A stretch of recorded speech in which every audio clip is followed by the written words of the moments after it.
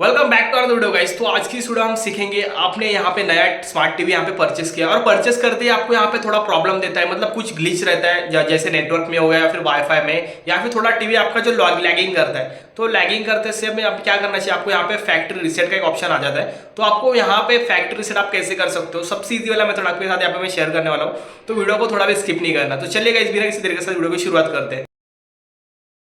सबसे पहले आपको यहाँ पे टीवी को ऑन कर लेना गाइज। अगर आपके पास वाईफाई होगा तो इसे वाईफाई से कनेक्ट कर लेना, नहीं रहेगा तो भी आप ऑफलाइन इसे कर सकते हो। तो बेसिकली जो मैं सेटिंग बता रहा हूँ आपको यहाँ पे फॉलो करना है। तो सेटिंग यहाँ पे डिफरेंट भी हो सकती है, मतलब आपके डिवाइस में, जैसे सैमसंग का टीवी होगा या फिर एमआई का होगा, ऊपर नीचे थोड़े ऑप्शन मिल जाएंगे। बट यहाँ पे मैं आपको जो बता रहा हूँ सेटिंग, आपको यहाँ पे सिर्फ यही फॉलो करना है।